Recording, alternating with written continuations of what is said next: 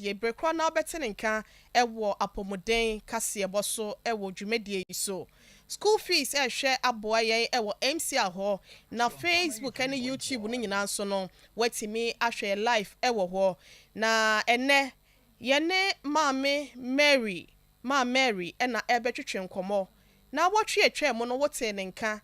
ema yade a ewo yenso ya efrimfinhia be se aduasanum 35 se se dia sa na yese etie efrimu akọ 40 ekodru mpanyin fie so ankasa no yade aya na eye nanso no eye nyankopon na abode abata ye ho ekan yaboso no ho menopause ya sha se atwetwe ho nkomo na wotwe a etwa mu no na enye yentumi so anase ya adwen na yede ebaye anase yede sa topic ibaye yetiefo adofo wonom a Dr. Blessed Foster ansa na yebesi afimo no ni dwumedie ya na eye twato ni mu no amanfo bi ekire se ha adwent no enka yenka ho asem no eno ene enam so a yede sa topic we say menopause ede ebaye ma Mary ewo fidie ma se yebema no akwa banansa na no yenkonkotie wo frefo ya oka se sa topic we say na ho hia se yebetimi atwetwe ho enkomo Dr. Blessed Foster,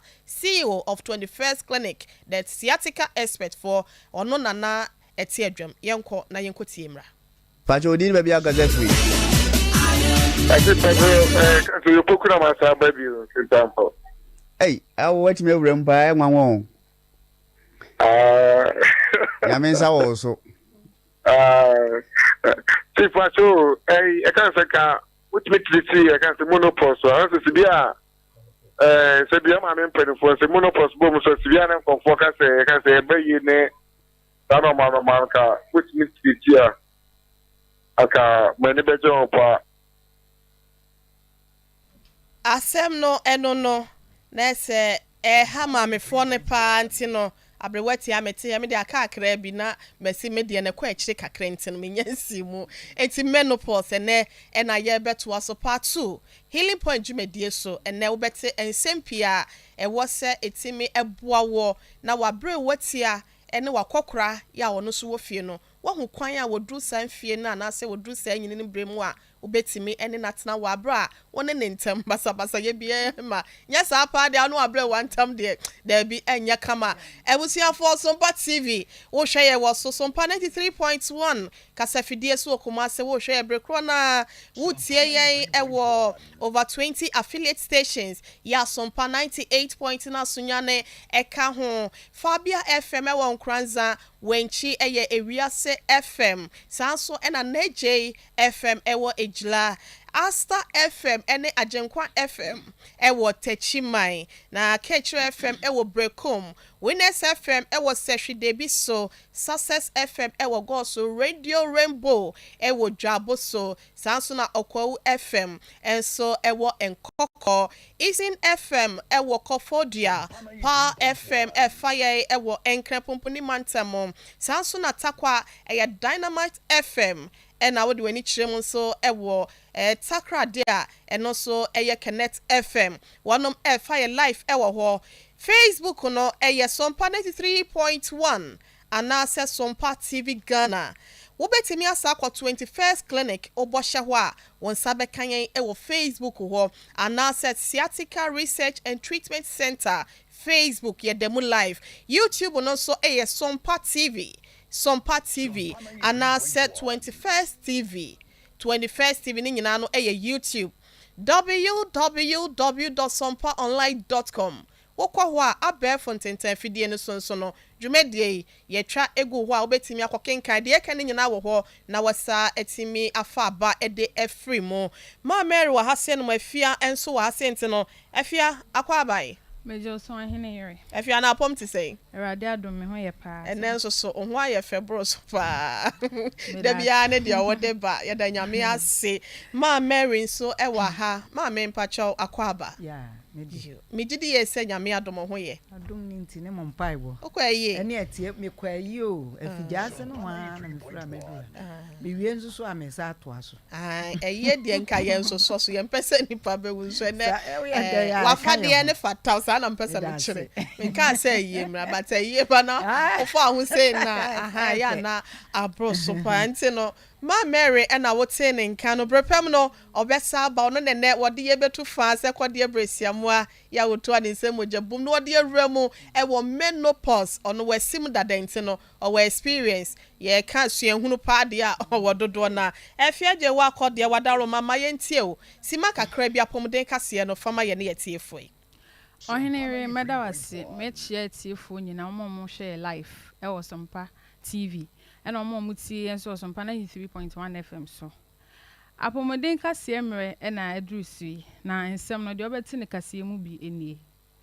Mr. Chairman to ahen ne de abetu dwa se HIV AIDS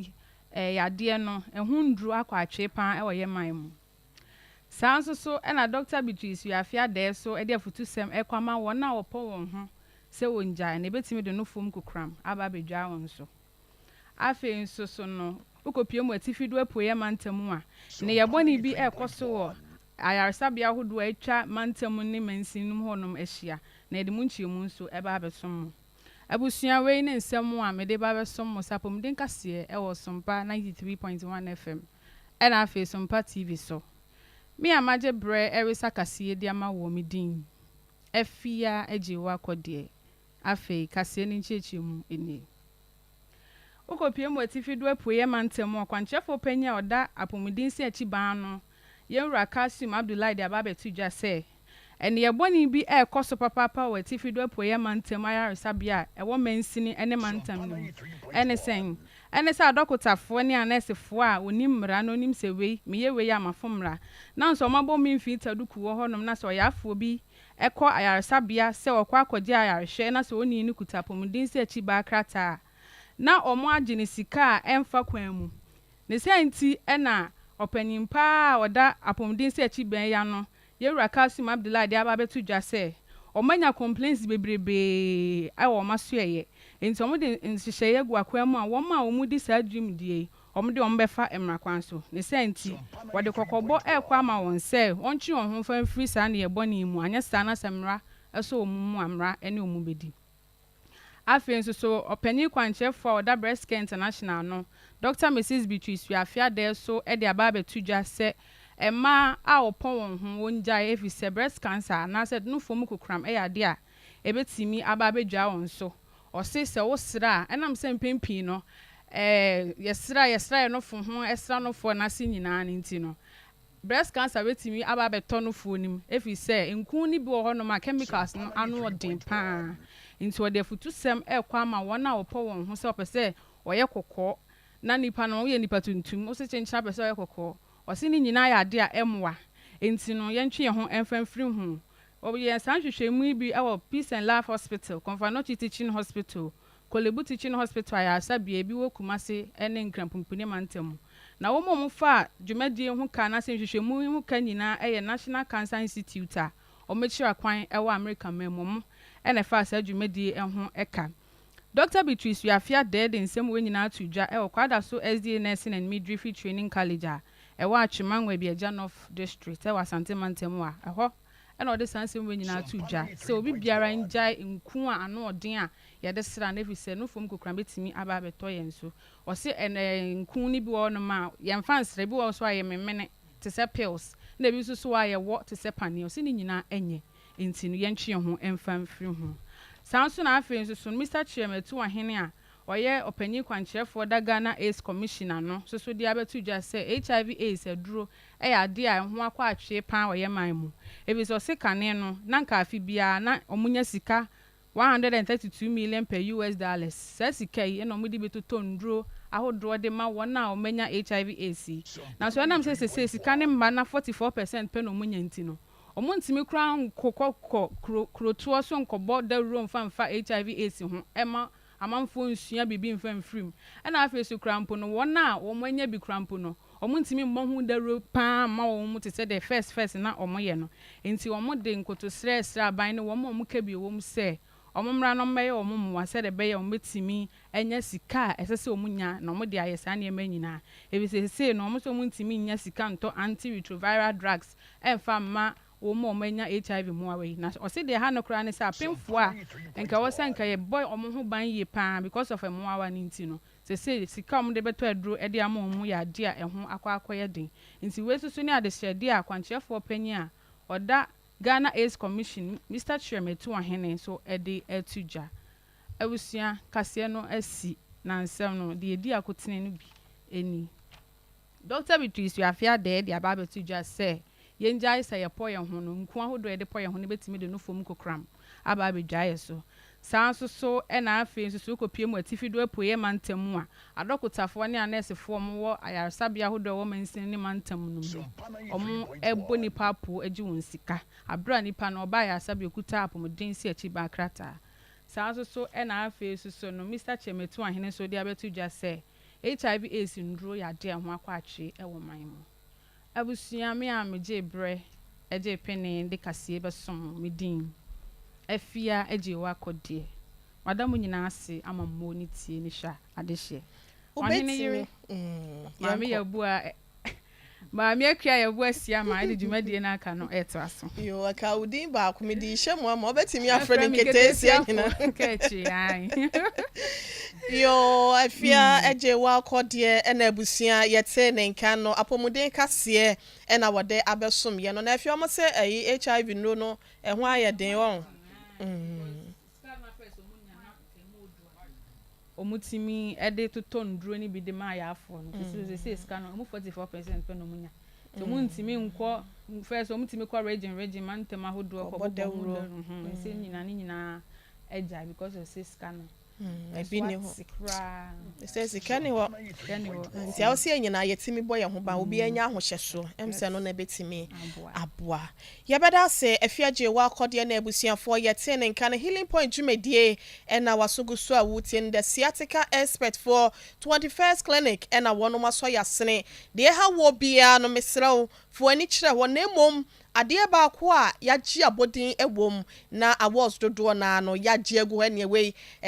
doubt bia eni ho achinyije bia eni ho eno ye 21st clinic for mesraw efri wusisi achi eba woto ase eba wonantu ebe ka wonampo so wonantu no ntiri nurse ho no eto da bia na etwetwen eto da bia wugina nyina okotu enkoto wo da abobu akora abrewa bi nim dis oto ne ho tompa no so oto nso ana na batwe kwawo a na wo kem sa ye eye 21st clinic for ene betimi etu ase e de ama wonte no for ani kira wo brepem no ye branches ni nyina no ye de betu dwa na kumase ha de ehwa overseas Alpha Radio nchen hwa ena ubehu ye mayenko ma Mary ho na ye ma na kwa ababiem oba pampa che ma me akwa abai ya mede yo Mrs. Mary ba opokuba ochre ade ewo Christian Women Leadership School se wo pesa wo yo ba mu a na wo ye kandini ewo edomu ana se mema nyina mu wiase nyina mu a o mu ati school ho wono ekira de ho ntin onye nipa ato asa amesero wo sai so for mama ayo so for mama for women workers okay omo oye adwuma ma wo moto mo enwasi ho edi dwuma won sorry mu ade amanya nkopon no kire se ne obeye no waye ne yie yo ye da se nyame ani age wo ye da se ma Mary menopause ena no meme de twemu ye hyase ene kia ne ke e wo se yetimi di kogu aha nti ene fa ye wura mu biem womo a wono mo anya kwan entie ye ne nti ye ka se menopause mpacho eye de benya yo onyene reme da se mechia yetiefuo nyina na mechia me boss MD managing director Tofia kwa ura Collins amopoku ewie mechia wai ba bia wo bia mechia wo me mawa ha nyame inshira wo munti ene mo ayem yenti na yete ba bie na yenya ekwan ene amansan edi nkomo onye ire mame ewie nso ye to aso Yeah, body last week you can any tougher. You can say menopause ne dear. Ye quotation cry free, trust him no more. Ecclesiastes 3:2 ho. Ubeti me I can kind ho no ahwe. Nti ye pese ye ma obia hu ana oba bia hu se e kan ya brabo ho. Eye te bia wo ye dan ubekom. Esa nse nyame asem si bibia e wo ne mre. Okay. Enti ye kam ye se ote e wo ne mre. Se ye di bibi ete esiesie bibi e wo ne bre. Enna ebre bi nso be wie duru a ebetutu. Ha afiri ho nti sa na nyame aye oba bia nti we nya some group of women bi.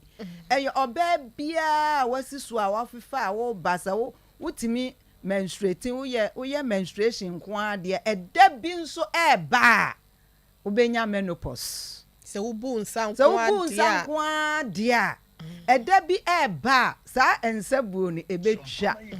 enti etwa no ene eniema a wo famu no eno na ye friend say menopause enti ya kire say eye end of a woman's reproduction cycle. Ache se kire se said ye wo betimi awo eniema esiesie wo ama watimi awo no saa bere no na che se etwa enti etwa no emu symptoms ne ye keka wo benya niema bi nsunsuanso bia afri wanya emfie aduasa num said ye di kan kae no eno no na che se aye ntem no aha esi efri sa mfie aduasa num wo kona se ubesima ubenya ho nsunsuanso a no ne broni friends symptoms enti unya ho nsunsuanso na ekosi emfie bi a afi wo behwe kwan a afi na emma kra no moja ni bi moja bi ni na chese what esi road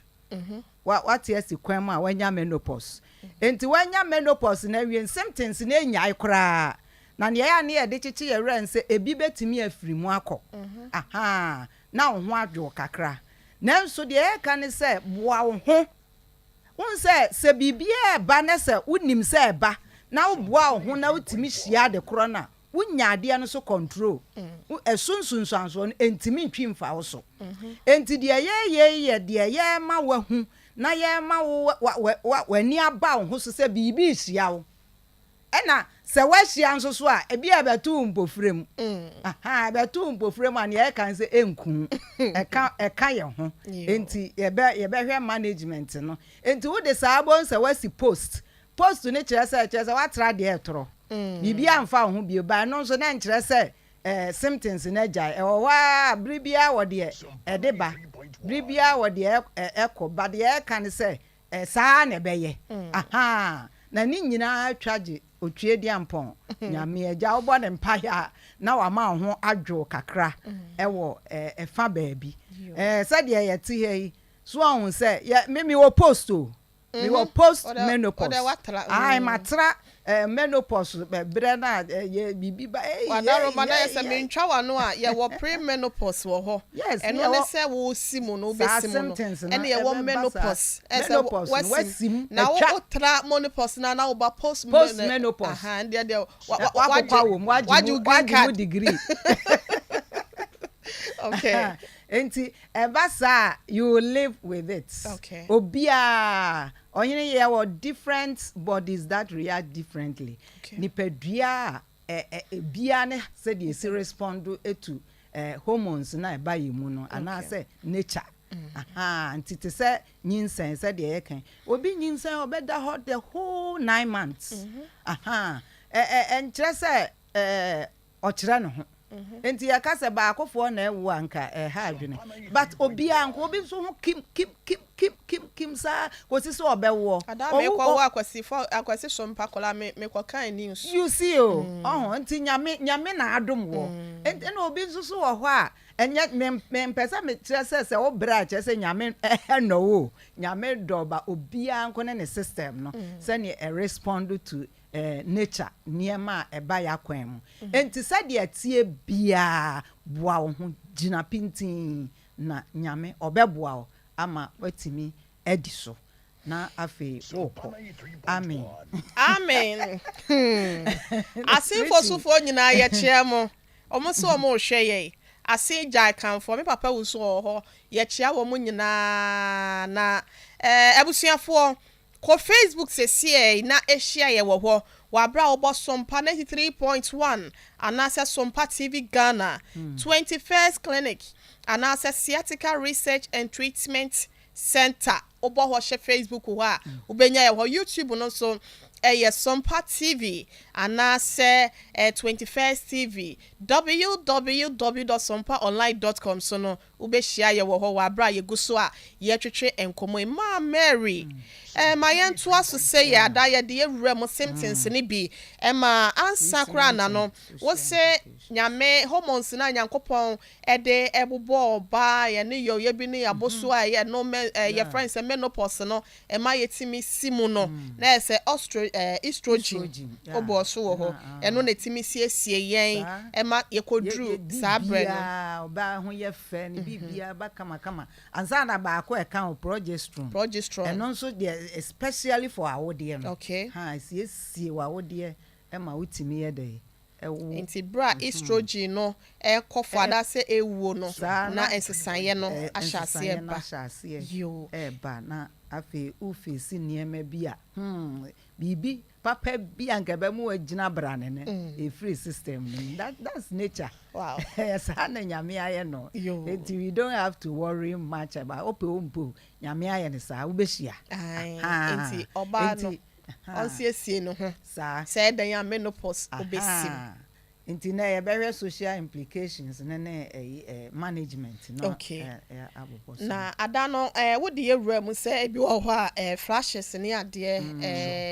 show ne ade no ebo oba ne na huhuro de no ntem so ne ade wadaro mafa ye ewura mu ana ye tinsim wo ho say ye bobo symptoms ni bi say ba na be kira wo say gina pintin bibi bo bronya enti sa symptoms ni nyina ubehu ye kan hot flashes ena ye kan rheumatic pains ena ye kan rheumatic pains na hotutuo ena ye kan say ebi wo ho a obetimi aye kese boni bi kese fat no cholesterol no bon say adeda omfimu eni ade say obesity ene ne hu say to da bi nsusu a wakoma be bo peri sa bre no na wan hwe yi a high blood pressure wa manage a ebetimi ababe stay so me wo pressure yes I normal inti that's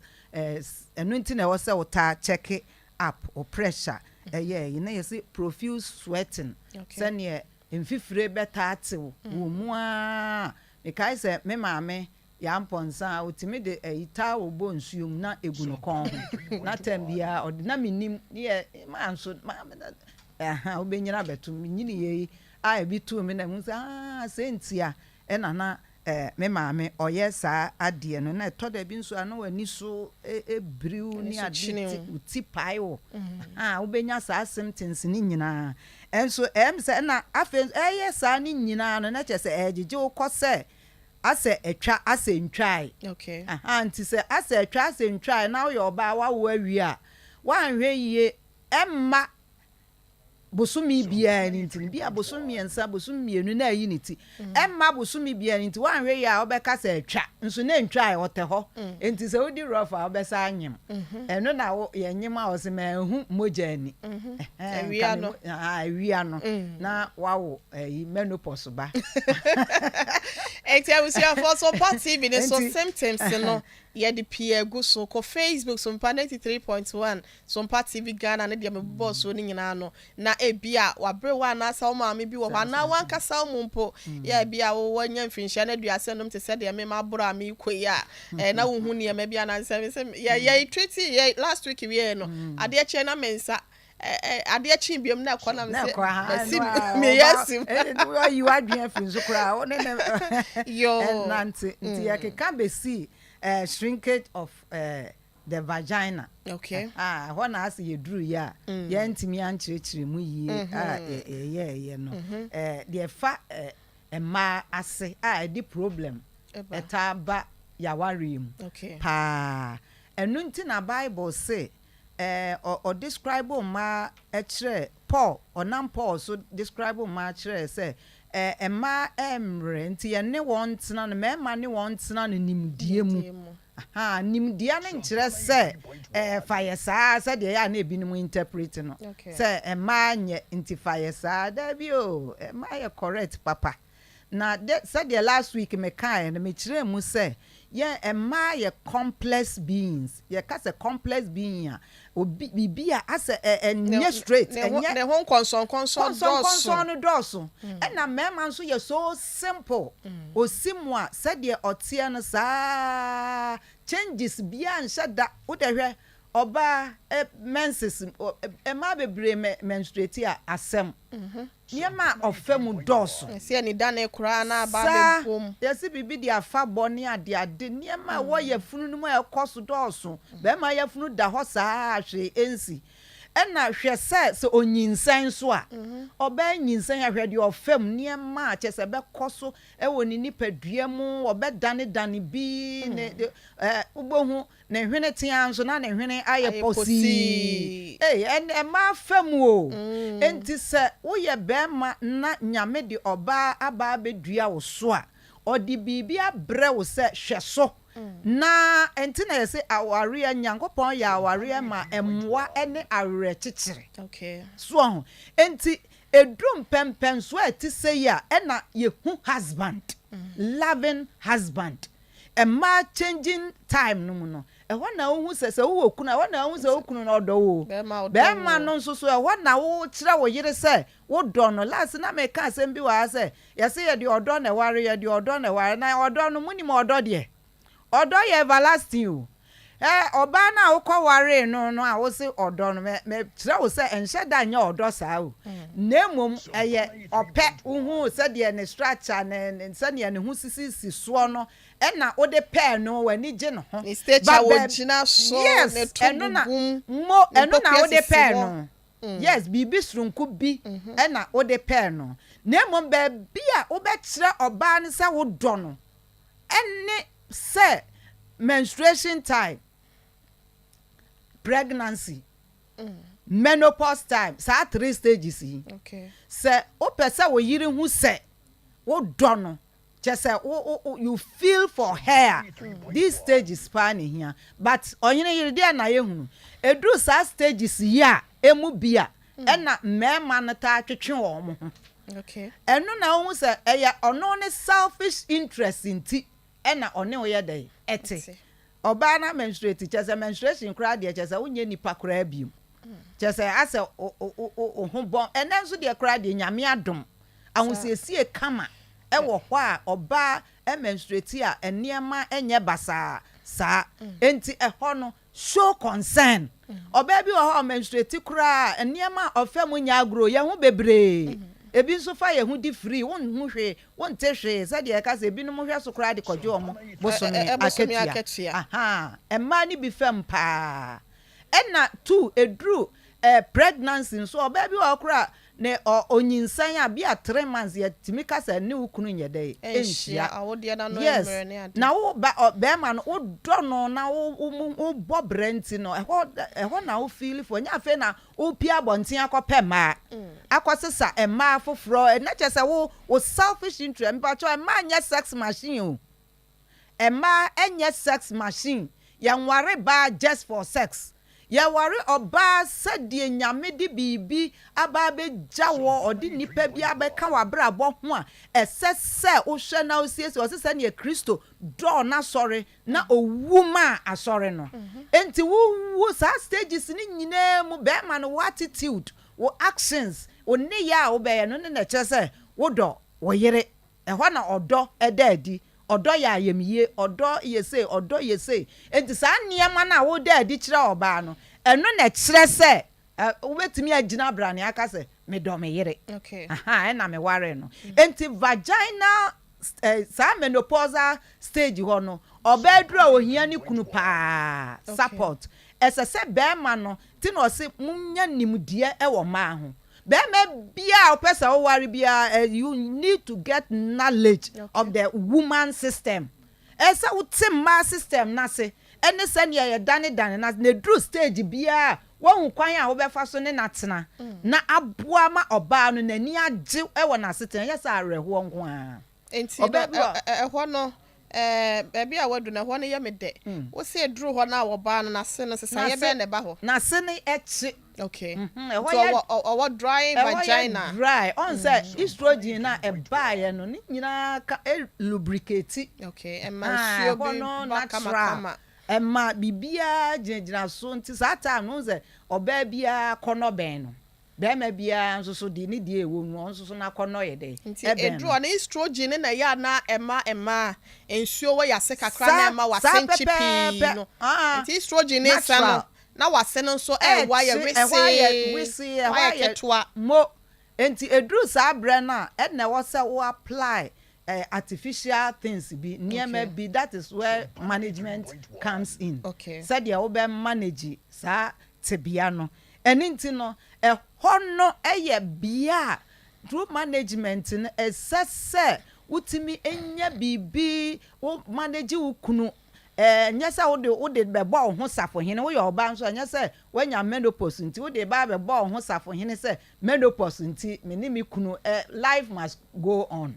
Enti ebasa onso so seek advice oko drugstore oko uhu health year ono nso so be ma bibia ebe boawo ama onso uni ukunu ntem ewo sexual side no nso so aye enika kakra na watimi ede nia open so aye de ama no enti edru sa abre ona sa nete enti be oba bia dru sa stage na konra for sex na ekofom it takes you the man jina be man no kwan ya wa ufa so ene ne tena mfie bia atwam se ne awusi a ogige no so se de aduro no se de be ma bia da bia me ka se be ma bia so pese da bia no oyire da ejina wa wo so okay se wo pese wo no oyire da bia wo pe ne da bia ejina wa wo so because e mad me ka say emotions we are emotional near ote ya think no and kind things I will catch no how some de akrokro no ni oh there be any open 100 times ya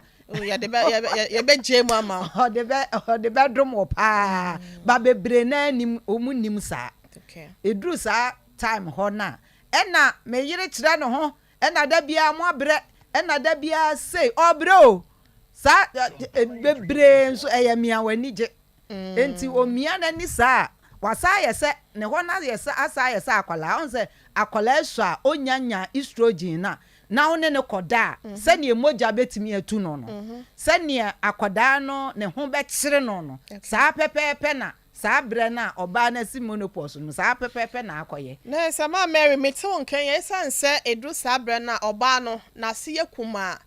na senchen ho ne be kan say walls of the vagina ho no eye resi so bi any what said there enne no e bia wadu wumfie so say bia 35 no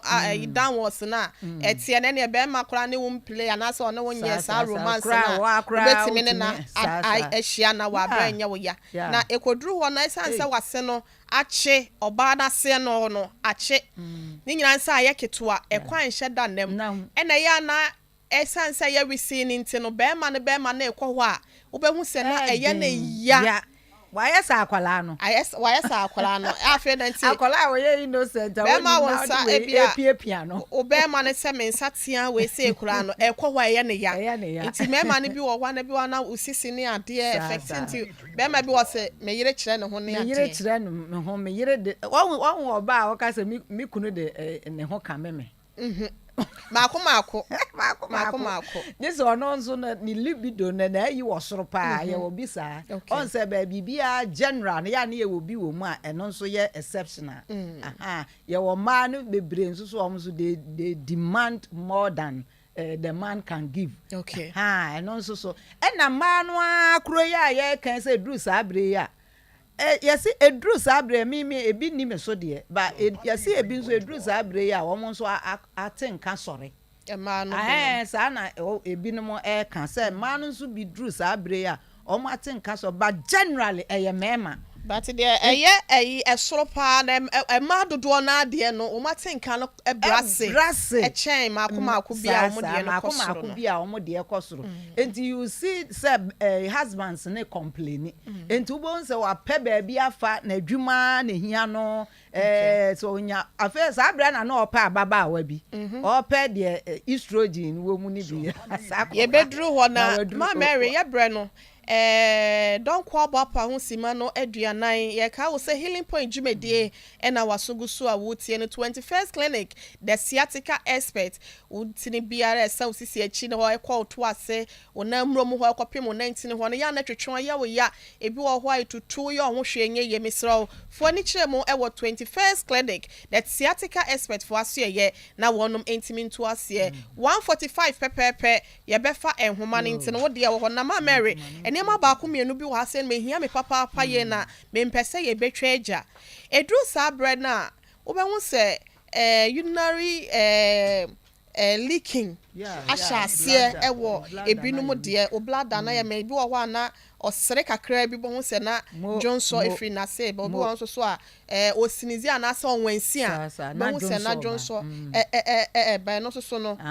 eno so eka yi na bi ho implications na bi ho na bladder na ye mre aye weak urinary bladder na aye weak enti se yesimu aye ba management na e wona ye wo de obeya saa de no entimi enye saa ye say casual practice o say de ase wo dwonso wase no asa wo yesedi no asa kan atwum eno eye pa o practice sanya no kra ma Mary say woni ukunu ehia na ya ta ye sa de ni kama pa be ma no be do wa bro so we ya po wo de wo de wu hia na no kafe no asa wo ham na asa wo kan atwum wase no ka wase atwum no ka wase atwum so bitimi tie kai e sa de kra ma wato bo aboda be ti we ya po ayi onyo ma Mary me onsa me ya bre what aka me nyandu mom ne mom yesia emrewa ensa exercise no casual exercise no what said the be ya won leak mama say ko betimi aye what wase no ochim wo ha wakoso na wajemu I said breathing so tire sa de so tire nso a edru menopause time okra entimi ma wa de ekura nso so enti ehia pa management na ka ho afenso pe lubricant cream ye KY jelly okay drugstore ubenya bi na afa nso so se wo ye oba wo be reach that na usika bia ne expenses bia wo ye no hu se no you have to maintain yourself say unya supplements bi ye dey ennom na eboa onipadua no supplements food supplements bi ultimate nom sa wonte enka sasa de na ye na wo give in a wo be say onipadua no be say wo be bo abrewa enten enti edru sa bre na visit the hospital exercise management and treatment ho asem na mekan ye exercise kakra wa said your age ne tie wo betimi walking nante more ahane yi bia no wanante na ukoba te said de bia anti me per steps yi fro to bo ase fro no agina wa just exercise bia be boa amatem bia ohun aye dey asi ho so enti avoid hot foods and drink okay say duane a share any drinks cocoa share any ade no men nom sa ade because of the hot flashes any fifre na etetete ye na basa o de abetum sa tea no ene coffee no empanyimfo ni duru ho a enye ma wo no enso ya na mrewafo no ya na bre mi milo na mi ntwa tea bre mi milo na mi ntwa tea me leptin na sa omo so ya mo mpede enwunu so ayi sa de ahye no ena ya enye ma wo no tie duru ho a wasa ususu obi so de adre de so otwa na num milo de fa ba bi na be ya na emom ne hye no eni juice bi wo ho a eni kwan sa wo nom enti sa management no eno no ya sa utimi force de wo ho ewurewura mu ati se ka aye dada you have to maintain it in tentem a certain bia o maintain ye hormone replacement therapy Okay. Oko hospital ni ade a omo beti na nya sa wotiwa otiri nwina maybe ti na say me tiri nwi Kami baby sa alopecia hair loss. Kami baby sa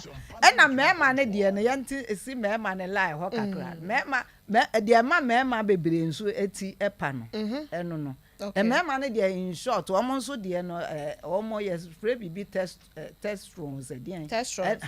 na wo omo ayi nso so ewe te said the man estrogen ne ewe na enti omo de ha omo pa etaye arefre woni na kan asem obeka se won kan difficult in concentration so bem ontime emfa na adwene nsi bibi so enye nti wonso be won se oyo obi asa de no wonso ani ti na pampem na eye de na pa na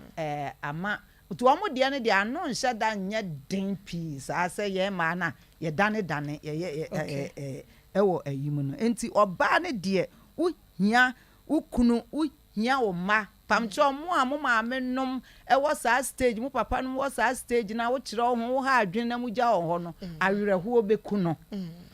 sa wanhwe ya chese nkola na frifie be men susu na adwuma se na adwuma ne ababa onim awurade a ababa wa bi a wanya no wo abont ehonko na adwene wo mfa wa brabo we say na ya na ye fa ha say na ye nko ye collect ne so ansa emema no so ema ne de na I do that stage na wonum libido na say wo matenka wo ennem kofom no eduru ho nso so emema no so de no epeja emema no so but wonim onyene ye de nyame ni nyansem no enkanya sa abre no na wo nso wo kofa ababa wo ya ne ye kase age is just a number. Age is not just a number. Obia wo worry anka wo benya worry within your decade period.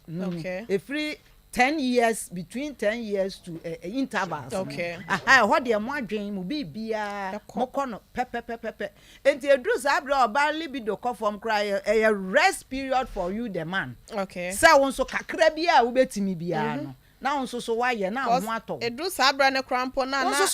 elected dysfunction so ebem na wa ho ode no bem mo start ye me na fe na wo kwato nuro aphrodisiacs no no wawu akomaya de ne de aba wo wasi mitimi akoma no oda ho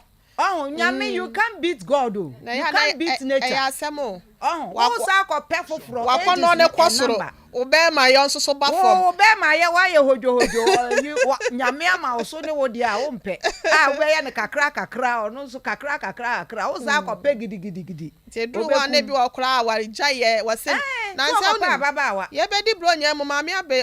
abesiri wa kakra be say 60 plus oba ho se ohene ire mpa cho me kunu yo ohene pese mi jan no enso ni kunu yo ohene enso pese wo jan no ne ma no so ma ne kwan na say menopause na wati wo do sini kunu ne pema dodo o ma ne na say na menopause na duru wanti mema na ya munya abotre ma ye abotre nka sa abotre no so a sa de na ebem me say e ma wo be ma no so wo rest ye kakra bia wo yire na ni so na wo pese okoso ababa wa bia ni wo 60 wo pese okoso 20 year old ani enu na kumo no enu na muko peja mu no muko yi toto ente mema no andropause no mudru ho a mo fa nhye mutim sama kono na ebe sorry na mo ma yo no so eba form enkototo aphrodisiacs me so sa wo hwe na akofom a ko Dr. Blessed Foster sciatica expert for wonu mo hu adu o meba mo wadu abema se do be si agina wona so kama na o yire ne de ni nyina be fa we no e mo lo de no so ko fa under age e ma ye nko gene wo yo ye beba 0451 931 0551 and now says 0548 931 931 0548 931 931 Mr. O question bia ubetimi afreda ye ne wo atwetwe enkomo e de afaso 0551 931 931 and 0548 931 931 hello oh kafra eteteko mon kafra ubetimi asa babiem ofrefo ya wo freye hello good afternoon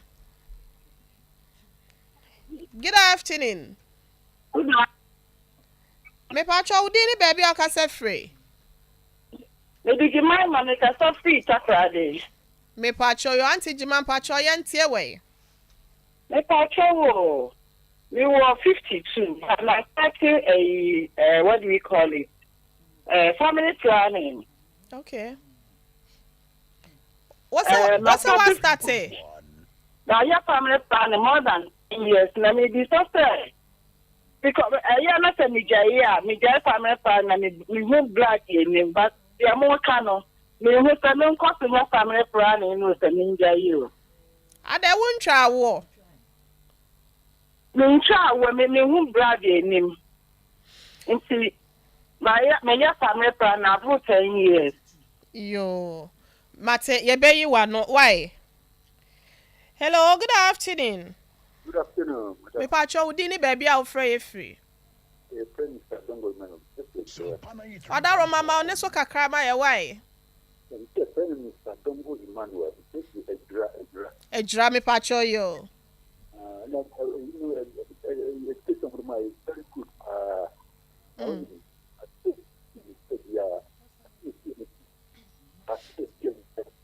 Oh. Papa, ye pese ye tie we ye pa so kasa na wo fom pa ye brese e be wadaro mabomode sa frɛ ye biem. Good afternoon. Hello, good afternoon. Sompa 93.1. Hello. Hello? Pacho, good afternoon. Afternoon. Obo baby a wo frɛ ne udin. I'm at the one place. Yes. E pacho chimwa fidie no dum no ma ye na yen kasa mfafo ne mo why? Yeah. I'm at the one. Hello, good afternoon. Pacho mo ba na mo dum wa fidie no dia ma ye. Good afternoon. Hello. Also dia na te call. Good afternoon. Good afternoon. Me pacho di ni baby a wo frɛ ye free. Me Pastor Mary, me da sase kumase. E pacho mati yentie o. Yo, na mincha mo pa, na mincha. Amen. Me Pastor na mi di mo bo repeat na. Nyame ya adoma wo chena anwumre 7 o'clock. Ye bobo repeat wadaroma. Me da se pa. Nyame ya adoma wo chena 7 o'clock. Ye da se good afternoon. Hello. Hello, good afternoon. Afternoon. Me pacho me fresh with them.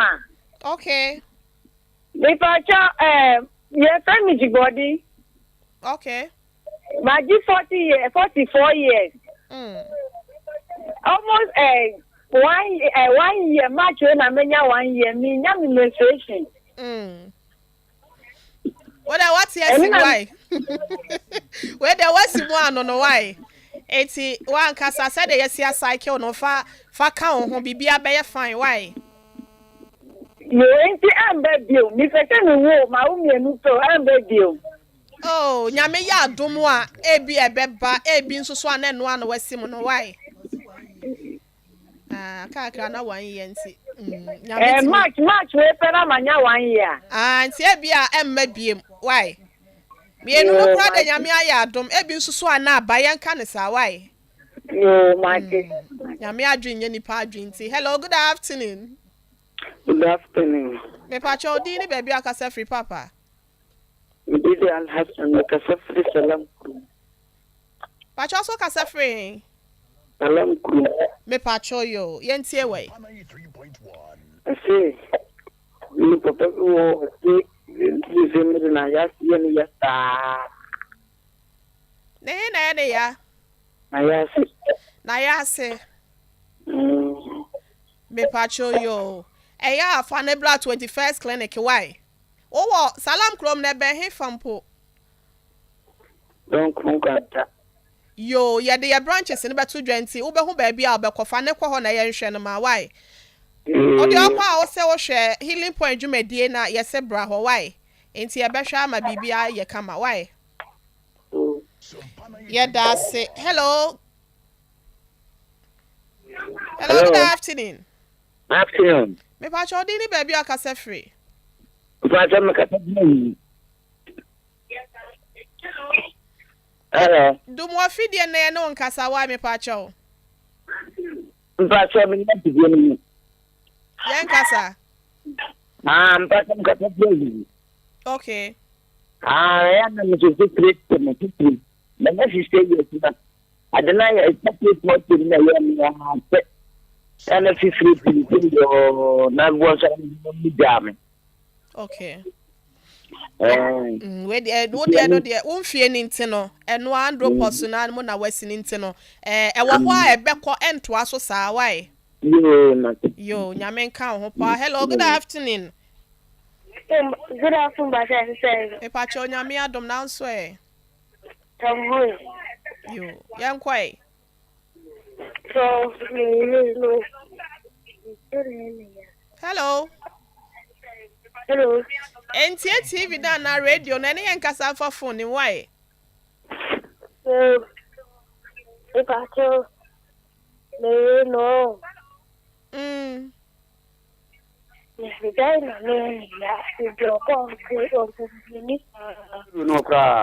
Hello, good afternoon.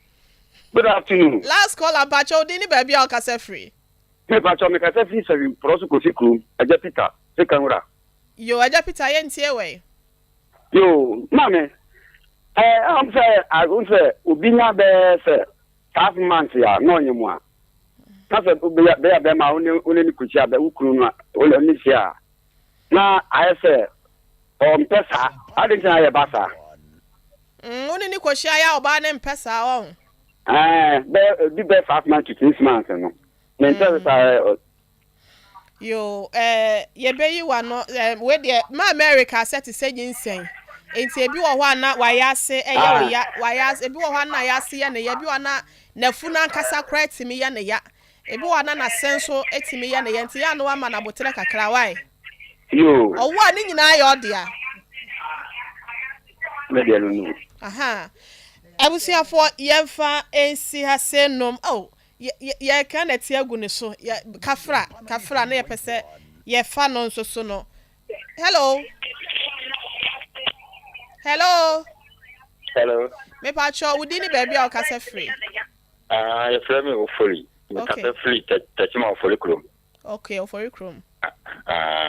Na me so me ire na me obi a me pere pa so aka sem ya ye bia kire me a afiri akwese se me hunu kura me hun sorry the best 6 months kura. Oh. Ti me nim se bia o fa so me hu de abansa. Yeah, jina so men kate no why? Yo, my pick your number na ye be fro why? Now what did you saying? But I'm 46 years. 46 years. But would ye jina so men kate no why? But aha. Ye wi ya be kate nti ye wi ya be fro.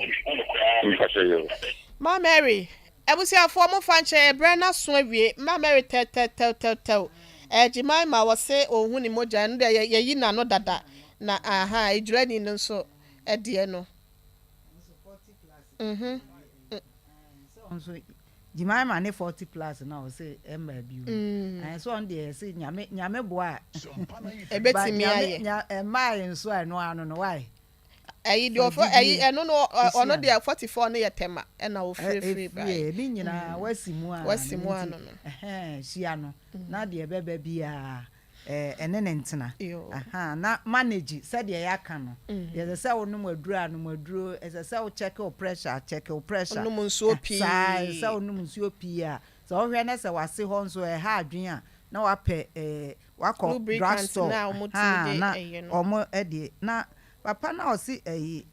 50 years na 9 saa na na wasimu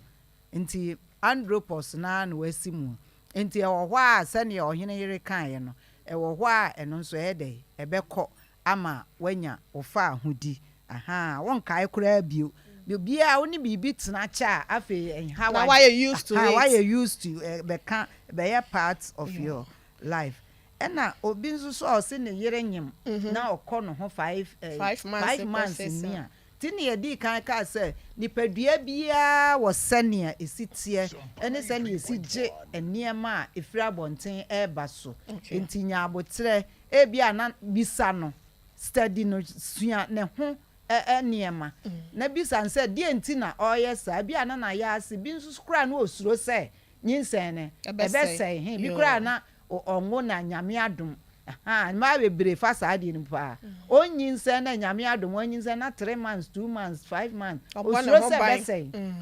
nti ɛno nso so na watena se kakra ɛno nti yɛnhyɛ no ɛnso yɛmfɛnsi ase nom na nyame yɛ adom a menim sɛ deɛ aka no nyinaa no yɛbɛhyia wɔ mu ɛberepɛ mu no mmienu no abɔ na susu kɔ doctor to doctor nyɛ sɛ obiaa wɔ aduro a ɔde no maduro nso so ɛkeka bɔ mu a ɛbɛhaw nti yɛnhwɛ ɛno nso so yie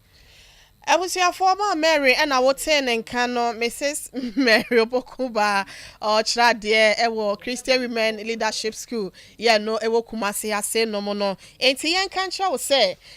brɛtwa wɔ hɔ na na sɛ menopause no ɛnyɛ ɛbɛyisɛm ɛnyɛ sɛ bi a wabɔdam ɛnhwɛ na ɛnkɔ asɔfoɔ hɔ prayer camps ahodoɔ ne yɛte hɔ mesrɛ ne nyinaa no ɛyɛ no watwa akyire ɛbrɛ bra no ho doctor na wontimi ɛma wakwankyerɛ na ɛyɛ afa wo nanfofoɔ a woti pɛnfoɔ nso ayɔnkofoɔ weeka no wobɛhu sɛ sɛ ne nyinaa korampo no ɛyɛ adekorɔ na wata ahyɛ cotton ntadeɛ nhyɛnhyɛ nylon hyew ne nti no ɛyɛ a tanom nsuonwunu na ɛyɛ a tada fan so ase mpepi na ne betimi aboa Healing Point dwumadie na abusuafoɔ yɛde ɛbɛ wie na 21st clinic the sciatica expert for ɛna ɛsɔ yasene na wɔn branches no ɛdɔsom wode wani kyerɛ mu ɛwɔ Tema Community 1 Roma Soridan no ɛkyi wɔ pɛ ɛna wɔnom ɛwɔ sanso ɛna East Legon Sciatica Research and Treatment Center ɛhɔ ɛna ɛwɔ Kasua Obom Road ɛnkɔkɔ atane ata Stadium Main Gate hɔ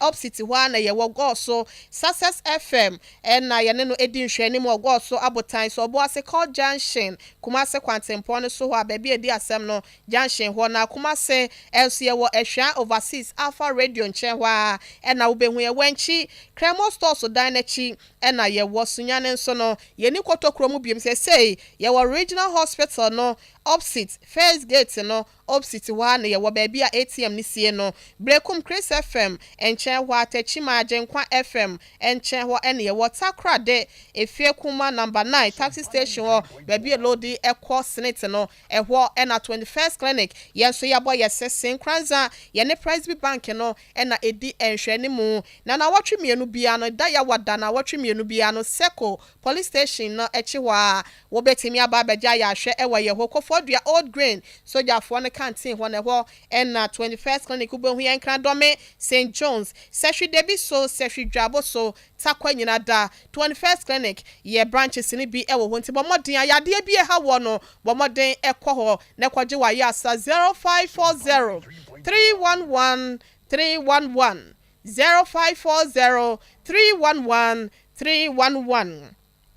Yebeda Dr. Blessed Foster ase sciatica expert 21st clinic CEO no Yera Collins Amupoku DJ Tofia kwa baby e wo bia na yeda se ye chia we ne awie woni mpanyimfo a wo Sompa TV Sompa FM nyina demi ene marketing manager ne omanhene mu nyina yeda mu nyina mo ase na afiaje wa akode ono eye producer emadwumade wote nka ewo